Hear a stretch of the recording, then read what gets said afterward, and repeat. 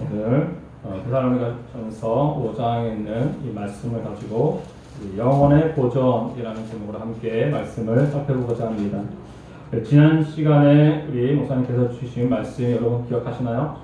영혼을 소성케 하시는 역사다라고 우리 함께 말씀해 보았습니다. 특별히 이 6월 한 달, 우리가 호국의 달이라고 많이 이야기하죠. 근데 그 달 속에 다시 한번 이 나라의 전쟁, 그리고 그 아픔, 그것도 우리가 기억하고 잊지 말아야 되겠지만 무엇보다도 나라를 사랑하는 마음이 또한 저와 여러분들 가운데 계속해서 이어져야 될 줄로 믿습니다. 네. 자, 오늘 이 말씀을 주시면서 이 영혼을 소생케 하는 것, 즉 우리의 영과 혼과 우리의 마음이 다시 몸이 회복되는 그런 말씀을 통하여서 정말로 이 6월 한 달 목사님께서도 회복이라는 그런 주제로 이렇게 삼으셨는데, 자, 우리가 정말 말씀을 통하여서 우리의 자아 또한 우리의 모든 우리 신앙들이 회복되어져 갈 수 있는 귀한 한 달이 되기를 주님의 이름으로 부탁드리겠습니다.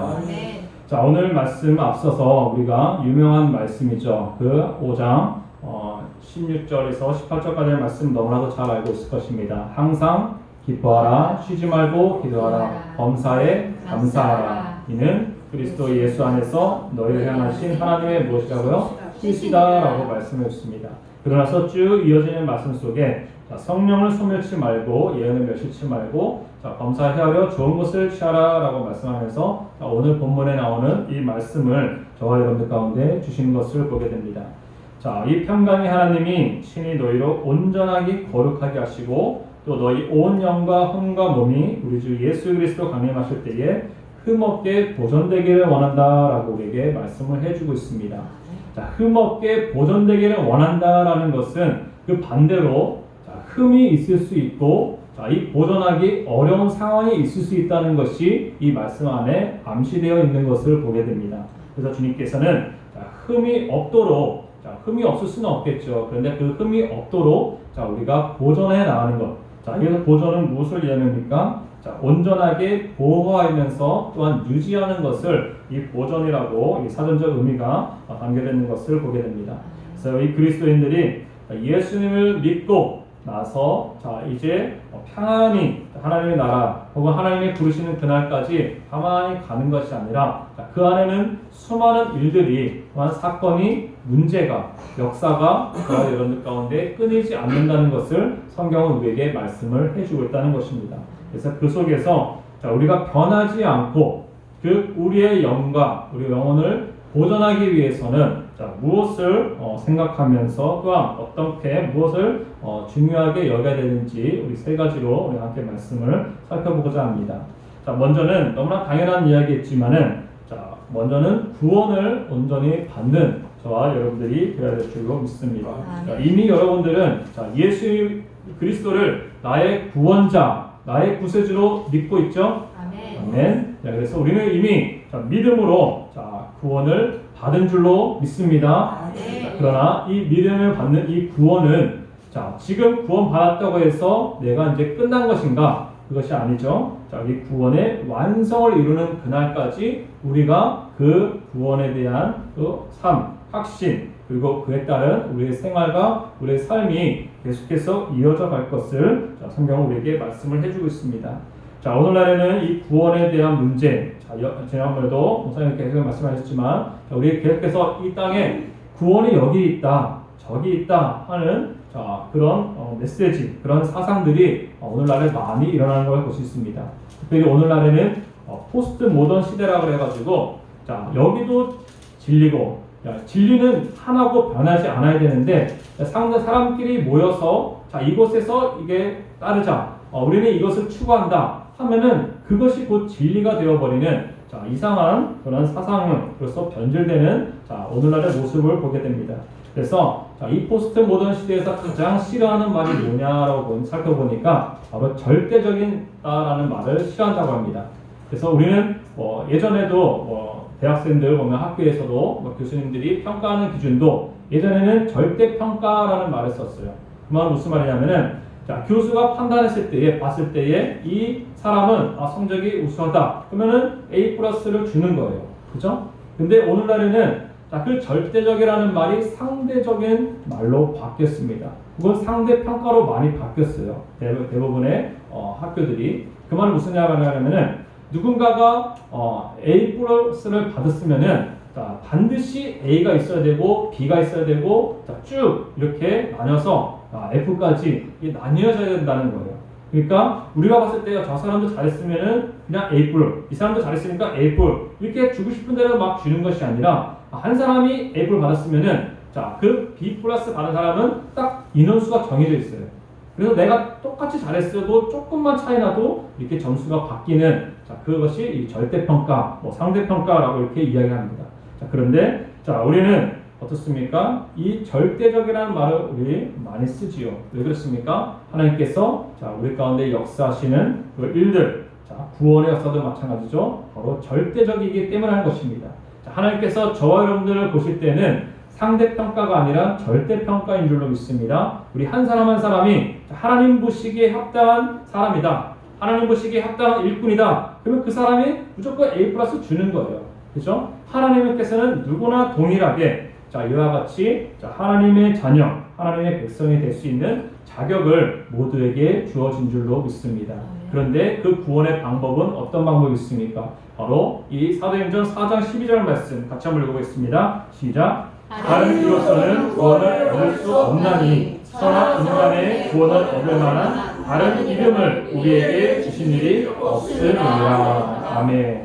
보시면은 구원을 받을 만한 다른 이름을 우리에게 주신 일이 없다라고 성경은 우리에게 말씀하고 있습니다. 그렇다면 주님께서 주시는 그 구원의 이름은 자, 바로 자, 그 자기 백성을 죄에서 구원할 자라는 이름의 뜻을 가진 바로 예수 그리스도 한 분밖에 없는 줄로 믿습니다. 그래서 우리는 이 구원 받았다는 이 사실을 우리가 확신을 가지고 먼저 나가야지만이 우리가 영혼을 온전히 보존할 수 있고 또한 유지하며 나갈 수가 있게 되는 줄로 믿습니다.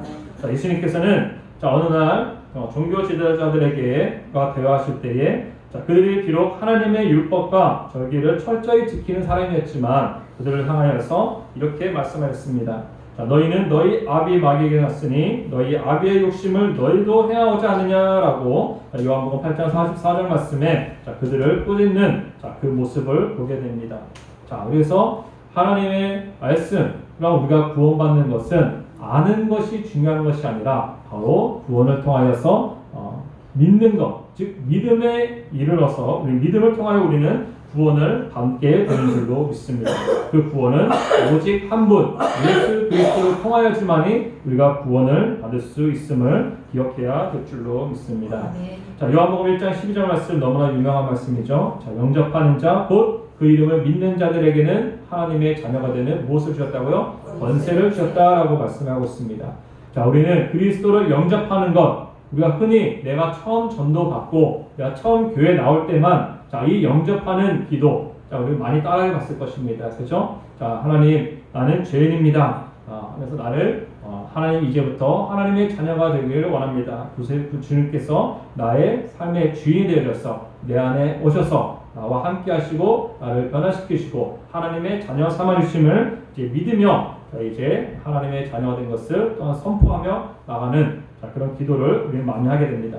자, 그런데 여기서 보시면은 영접하는 자 곧 그 이름 예수 그리스도를 믿는 그 자들에게는 하나님의 자녀가 되는 권세를 주겠다라고 우리에게 말씀하고 있는데 그 자녀가 되는 권세는 자, 한 번에 주어져서 끝나는 것이 아니라 자, 우리가 그 되어져 가는 그 과정을 우리는 눈여겨봐야 될 줄로 믿습니다. 자, 우리는 모두 다 죄인으로부터 출발해진다는 사실을 반드시 기억해야 될 줄로 믿습니다. 자, 여러분 회복이라는 단어가 언제 씁니까? 뭔가가 찌그러지고 그죠? 뭔가가 변형됐을 때에 원래 모습으로 돌아갈 때에 우리는 회복이라는 단어를 씁니다. 그렇죠? 자, 처음부터 회복이라는 단어를 쓰진 않겠죠. 그래서 처음에는 만들어지고 그 만들어진 모습이 찌그러지거나 변형되거나 뭔가 처음과 다른 길로 갔을 때에 우리는 원래 자리로 돌아가고자 할 때에 회복이라는 단어를 많이 씁니다. 자, 가장 많이 쓰는 거는 우리는 병원에서 많이 쓰겠죠. 우리가 아픈 환자들이 질병으로부터 회복된다라고 이렇게 표현을 많이 하는 걸 볼 수 있습니다. 근데 무엇보다도 이 구원에 대한 확신, 이 구원에 대해서 우리는 구원받고 구원을 받았다는 그 확신 속에 우리는 온전히 우리의 영과 혼이 온전히 회복되어 간다는 사실을 기억해야 될 줄로 믿습니다. 이 구원이라는 것은 그 어떤 것보다도 가장 위급하고 가장 절실한 문제인 것을 기억해야 될 줄로 믿습니다. 자, 불길 속에 죽어가는 사람을 구하려고 사다리를 타고 올라가는 소방관 대원들, 그리고 물에 빠져 허거적거리는 사람을 건너자고자 하는 그 구조원들 혹은 용감한 시민들을 볼 수 있겠죠. 자, 그들이 어떻습니까? 남의 일이라고 가만히 놔두면은 어떻습니까? 그들은 불 속에 빠들어 들어갈 수밖에 없고 물 속에 빠져서 죽을 수밖에 없습니다. 그런데 그 모습을 보고 누구든지 어떻습니까? 그 한 생명이라도 살리고자 우리가 그런 상황에는 어떻습니까? 다급하게 뛰어들어서 그 사람을 건져내고자 하지 않겠습니까? 마찬가지로 우리가 이 구원에 대한 이 감각이 있다라면은 우리는 또 다른 지금 이 불 속에서 허덕이고 있는 혹은 물 속에 빠져서 허덕이고 있는 그 사람들을 발견할 뿐만 아니라 그들을 주님께로 인도하는 것. 그래서 그 사람도 구원을 받는 그런 역사가 이어져 가야 될 줄로 믿습니다.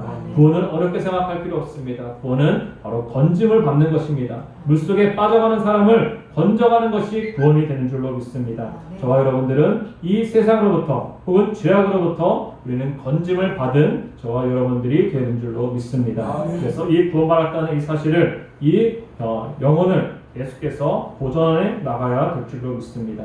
자, 그렇다면 두 번째로는 우리가 어떻게 해야지 우리의 영혼이 끝까지 보존되어 갈 수 있는가? 자, 두 번째로는 성별되어야 될 줄로 믿습니다. 성별이란 거룩한 게 구별되는 것을 의미합니다. 자, 우리 고린도후서 6장 17절 말씀에 나타나는데 우리 같이 한번 읽어볼까요? 12절로 되네. 17절인데 자, 그러므로 주께서 말씀하시기를 너희는 저희 중에서 나와서 따로 있고 부정한 것을 만지지 말라라고 고린도후서 6장 17절 말씀에 나타나고 있습니다. 자, 너희 중에서 따로 있고 부정한 것을 만지지 말라라는 이 말씀은 바로 구별되라라는 말씀을 우리에게 들려주고 있다는 사실입니다. 자, 사도 바울이 이 말씀을 하게 된 동기는 고린도 교회 안에 있는 교인들 중에서 구원은 받았으나 교회는 나오지만 예배는 드리지만 여전히 세상에 속하여 있는 사람들, 세상의 습관, 문화 그런 거에 젖어 있는 사람들이 여전히 있기 때문에 이와 같은 말씀을 전해주는 것을 보게 됩니다.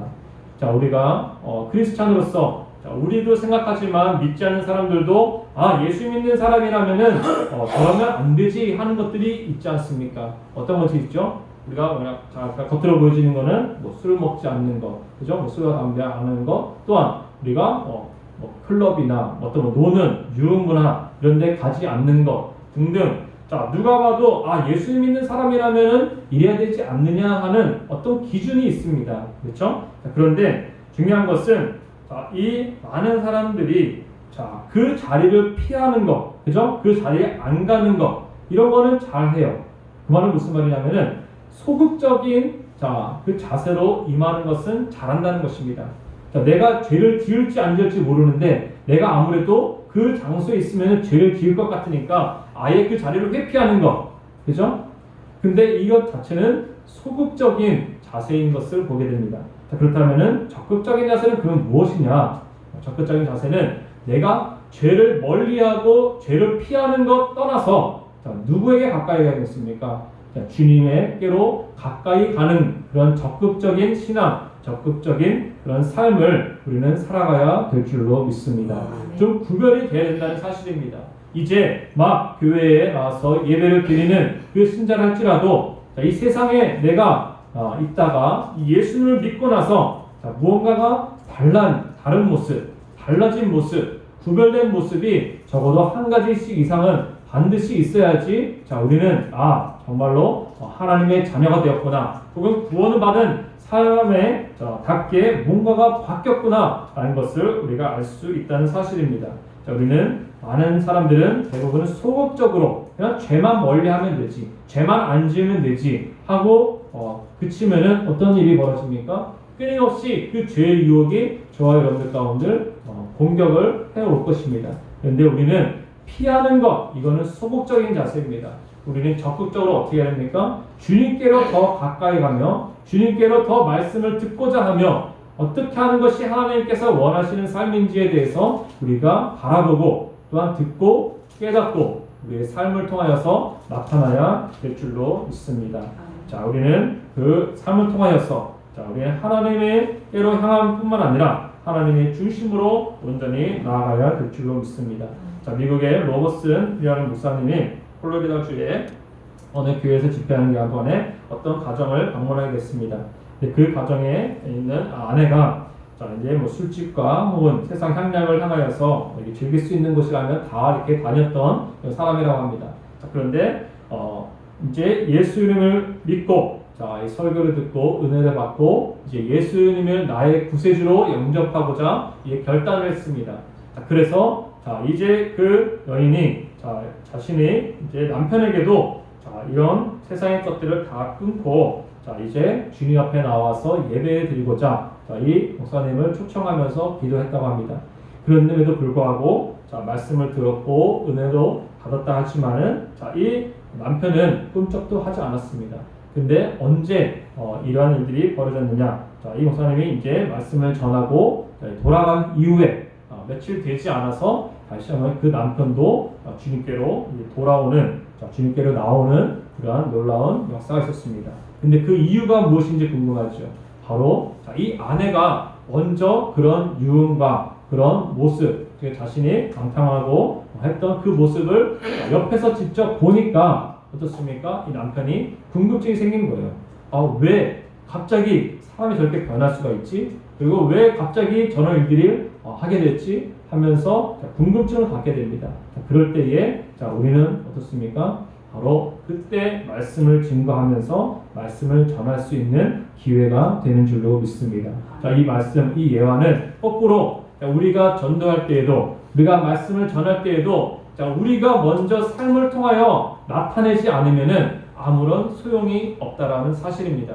주님 앞에 나오십시오. 예배하십시오. 하나님을 믿으십시오. 우리가 물론 말씀도 전해야겠죠. 예수님이 누구인지 하나님이 누구인지 우리가 말씀을 전하고 가르치는 것도 중요합니다. 근데 더 중요한 것은 무엇입니까? 먼저 구원받은 저와 여러분들이 구원받은 사람은 이와 같이 다른 삶을 살 수 있다. 혹은 다른 삶을 살아가야 된다라는 것을 몸소 저와 여러분들이 보여줘야 된다는 사실입니다.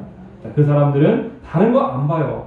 우리가 누구를 전도하면요, 그 전도한 사람을 보지. 앞에서 물론 우리는 말씀에 대해서 지식도 없고 부족하기 때문에 목사님께 혹은 다른 분들에게 말씀을 배우고 혹은 양육해 가기를 이렇게 전도합니다. 그런데 그 전도하는 것도 물론 중요합니다. 해야 됩니다. 그런데 더 중요한 것은 내가 먼저 변화되고 내가 먼저 회복되고 내가 먼저 구원받은 하나님의 자녀다운 삶을 살아간다라면은 이 주변에 많은 사람들이 안 보는 것 같죠? 다 보고 있어요. 그죠? 저도 예전에 직장 다닐 때 제가 이제 들어가서 연말에서 항상 이제 저는 가는 곳마다 희한하게 예수님을 믿는 사람들이 직장마다 아무도 없었어요. 그런데 그곳에서 제가 잘해야 되잖아요. 그죠? 왜요?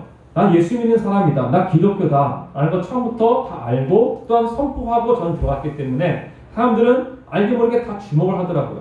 근데 어느 순간 제가 항상 이렇게 식사 기도도 물론 하겠지만은 깜빡하고 제가 안 할 때가 있었어요. 못 할 때가 있었어요. 깜빡한 적이 있었어요. 근데 오히려 주변 사람들이 얘기하는 거예요. 성주 씨, 오늘 기도 안 했어요? 오늘 기도를 빠뜨렸어요? 하고 주변에서 이렇게 얘기해 주더라고요. 깜짝 놀랐죠. 당황했죠, 물론. 그런데 이 사람들이 말은 안 하지만 다 보고 있다는 거예요. 다 알고 있다는 것입니다. 여러분들 주변을 돌아보세요. 내가 예수 믿는 사람입니다 라고 내가 자신있게 누구를 만나도 내가 얘기하고 다니는 사람인지 아니면은 나 예수 믿는다는 사실을 꽁꽁 숨기고 다니는지 우리가 기억을 해봐야 될 줄로 믿습니다. 우리는 성별, 거룩하고 구별된 예수 믿는 사람, 구원받은 사람은 뭔가 다르구나 라는 것을 누가 뭐라 하기 전에, 그죠? 누가 보든지 안 보든지 내가 먼저 그러한 삶을 보여주는 것입니다. 그래서 우리 로마서 12장 2절 말씀, 너무나 유명한 말씀이죠. 같이 한번 읽어보겠습니다. 시작. 너희는 이 세대를 본받지 말고 오직 마음을 새롭게 함으로 변화를 받아 하나님의 선하시고 기뻐하시고 온전한 뜻이 무엇인지 분별하도록 하라. 아멘. 그렇습니다. 이 세대를 본받지 말라는 것입니다. 자, 진리는 왜 진리입니까? 변하지 않는 것이기 때문에 진리라는 것입니다. 자, 비진리는 무엇이에요?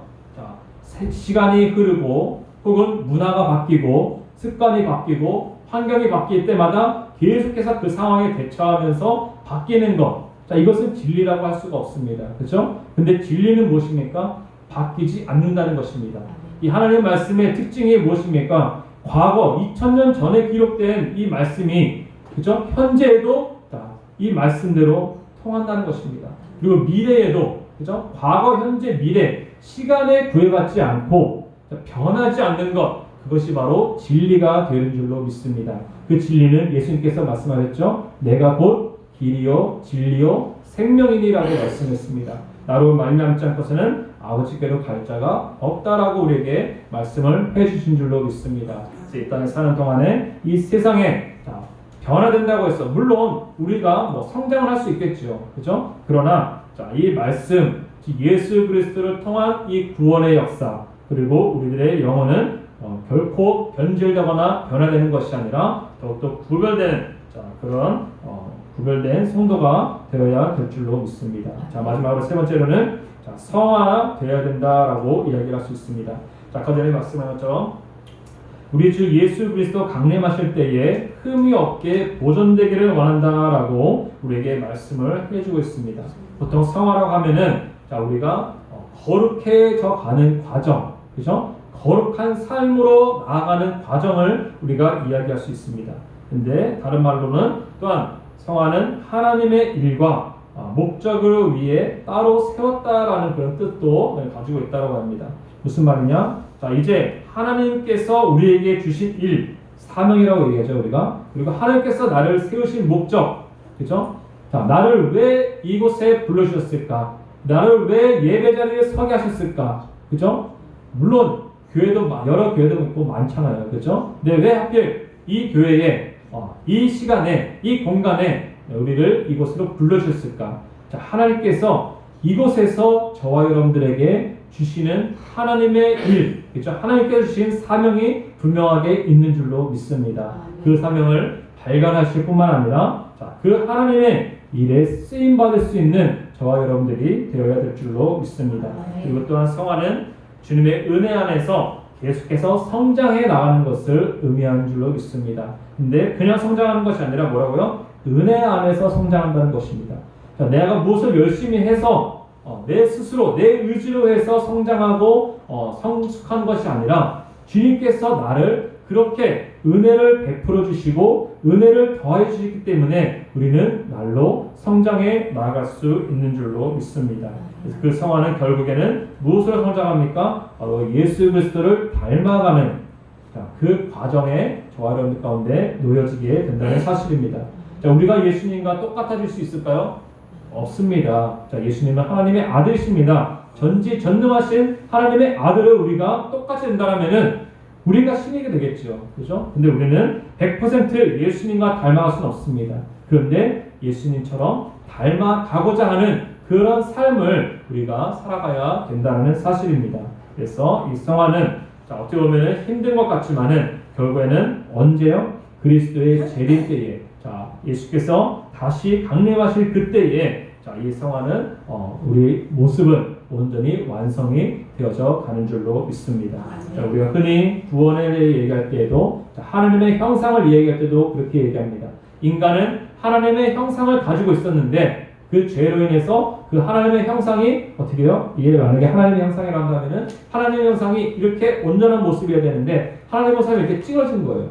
그렇죠? 이 찌그러진 것은 어떻게 해요? 말씀으로 치유받고 말씀으로 고침받고 말씀이 이렇게 살아야 된다는 것을 우리가 보면서 점점점 이렇게 바른 모습으로 변화되어 가야 된다는 사실입니다. 자, 지금 내 안의 모습이 어떤 모습인지 우리는 알 수 없습니다. 주님께서는 알고 계시죠. 내 지금 모습이 온전한 모습으로 나아가고 있는지 아니면 다른 모습으로 전혀 삐딱한 모습으로 나아가고 있는지 그건 주님만이 알고 계신 줄로 믿습니다. 그런데 우리는 날마다 그래서 말씀을 듣고 말씀을 믿으면서 이렇게 변화되어져 가는 그런 과정이 저와 여러분들 가운데 늘 끊이지 않아야 될 줄로 믿습니다. 자, 우리 고린도전서 그 15장 49절 말씀이죠. 함께 읽어보겠습니다. 우리가 흙에 속한 자의 형상을 입은 것 같이 또한 하늘에 속한 자의 형상을 입으리라. 아멘. 자, 이건 무슨 말씀입니까? 자, 처음에 흙으로 지어졌던 그 형상처럼 자, 이제 우리가 죽고 하나님의 부르심을 받고 최종적으로 하나님 나라에 들어갈 때는 하늘에 속한 이, 즉 누구예요? 하나님이죠. 하나님의 형상과 같이 우리가 변화가 되어진다는 사실입니다. 그렇다면 이 땅에서 어떻습니까? 이 땅에서 완전히 하늘에 속한 자의 모습으로 형상으로 100% 우리가 회복은 될 수 없습니다. 그러나 중요한 것은 그 100% 형상을 우리가 회복하고자 이 땅에서 말씀으로 나를 비추고 예배를 통하여서 주님을 만나고 주님께서 나에게 요구하시는 것, 자, 어떤 것을 요구하시는지 주님의 말씀에 귀를 기울이는 것이 바로 이 예배가 되어야 될 줄로 믿습니다. 자, 우리가 오늘날에 코로나로 인해서 우리가 예배의 문화, 예배 환경이 많이 바뀌었죠. 사람들이 예배를 어떻게 생각합니까? 내가 듣고 싶은 말씀, 그죠? 내가 가고 싶은 교회, 그죠? 이렇게 찾아가는 마치 교회를, 마치 예배를 쇼핑하듯이 찾아다니는 것이 오늘날의 현실입니다. 근데 이 쇼핑하는 듯이 찾아가는 것의 문제는 무엇인지 아십니까? 바로 내가 주인이 되어야 된다는 것입니다. 내가 주인이니까 내가 마음에 안 드니까 바꾸면 되지. 여기 가면 돼, 저기 가면 되지. 라고 이렇게 생각하는 중심에는 내가 중심이 된다는 사실입니다. 그런데 자, 주님께서 원하시는 건 무엇입니까? 하나님을 중심이 되어야 된다는 사실입니다. 하나님께서 이곳에 저와 여러분들이 있기를 원하신다는 것이 하나님의 뜻이라면 자, 주님, 내가 그곳에 기꺼이 있겠습니다. 내가 그곳에 머물겠습니다. 그곳에서 나에게 주신 할 일이 분명히 있는 줄로 믿습니다. 그 일을 내가 기꺼이 감당하겠습니다. 라는 이런 믿음이 저와 여러분들이 지금 이곳에 이 자리에 모이게 하신 줄로 믿습니다. 자, 우리는 하나님께서 저와 여러분들에게 이러한 우리 가운데 주신 그 구원과 우리 가운데 주신 그 성별, 자, 구원을 받았다라면은 이 세상 사람들과는 구별된 자아가 구별된 삶을 우리는 온전히 살아가야 될 줄로 믿습니다. 전도하는 것, 자, 물론 어렵죠. 그리고 잘 안 해봐서 또 못할 수도 있고 어떻게 해야 될지 몰라서 안 할 수도 있습니다. 가장 좋은 건 무엇입니까? 내가 먼저 변화되는 대입니다. 내가 먼저 주님을 만났은 건 여러분들 하나씩 간증 하나쯤 다 있지 않습니까? 그죠? 그걸 전하는 거예요. 내가 주님을 만났더니 내 삶이 이렇게 바뀌었습니다. 내 삶이 이렇게 이랬던 사람이 지금의 이 모습으로 바뀌었습니다. 라고 나를 통하여서 주님을 증언할 수 있는 우리는 증인된 삶을 살아가는 거예요. 그렇죠? 복음을 전하는 것은 내가 증인입니다. 라는 것을 알리는 것입니다. 우리 사도행전 1장 8절 말씀에 나타났잖아요. 오직 성령이 너희에게 임하시면 너희가 권능을 받고 그렇죠? 예루살렘과 온 유대와 사마리아와 땅끝까지 이르러 내 뭐가 된다고 했습니까? 증인이 되는 것입니다. 내가 예수님을 봤습니다. 내가 예수님을 믿었습니다. 예수님이 나에게 말씀해 줬습니다. 라는 사실을 내가 증인으로서 증거해야 되잖아요. 그렇죠? 증인이 재판장에 와서 멀뚱멀뚱히 가만히 있으면 되겠습니까? 자, 증인은 증인으로서 내가 본 것, 내가 느낀 것, 내가 경험한 것, 내가 목격한 것 말을 하고 선포하는 것이 증인인 줄로 믿습니다.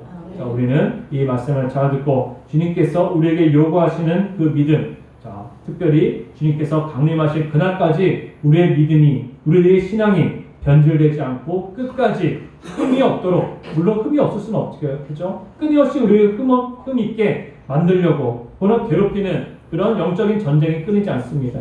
그럼에도 불구하고 내가 변하지 않고 내 지금 이 믿음이 조그맣다고요? 약하다고요? 괜찮습니다.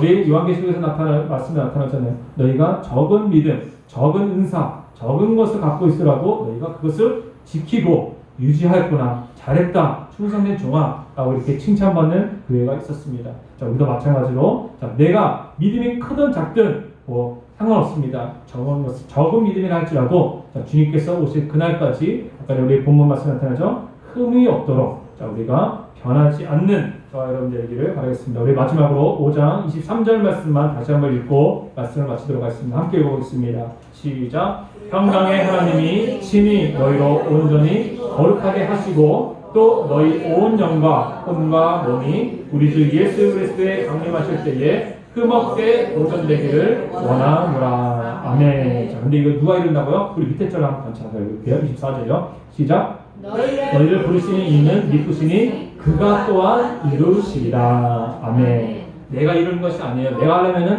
한계가 있어요. 그죠? 내 능력에 한계가 있죠, 우리가. 근데 주님께서 나를 통하여서 이뤄 가신다는 사실을 우리는 뭐 하기만 하면 된다고요? 믿기만 하면 되는 줄로 믿습니다. 믿고 끝까지 따라가서 그 믿음 변질되지 않고 우리는 소실되지 않고 끝까지 지켜나갈 수 있는 저와 여러분들 되시기를 주님의 이름으로 부탁드리겠습니다. 기도하겠습니다. 하나님 아버지 감사합니다. 이 시간 부족한 죄인 입술로 하나님 말씀 함께 나눴습니다. 우리는 구원받은 하나님의 자녀라고 하면서도 우리 세상에 사람들과 구별되지 못하고 똑같은 모습, 똑같은 삶으로 살아가고 있지는 않습니까? 주님 다시 한번 하나님의 자녀로서 구원받은 일생으로서 특별히 아버지 주님께서 아버지 다시 오실 그날까지 아버지 우리의 영과 혼과 몸이 아버지 하나님 흠이 없도록 아버지 보존되기를 원한다고 말씀했습니다. 아버지 하나님 적은 믿음이랄지라도 그 믿음 끝까지 지켜나갈 수 있는 우리 모두 되시도록 주님 인도하여 주시옵소서. 주님 부르실 때에 아버지 잘하였다 충성된 일꾼이다 라고 아버지 칭찬받는 아버지 성도가 이 자리에 모든 아버지 성도가 되시도록 주님 붙들어 주시옵소서. 모든 말씀 감사드리며 살아계신 예수 그리스도의 이름으로 기도드렸습니다. 아멘.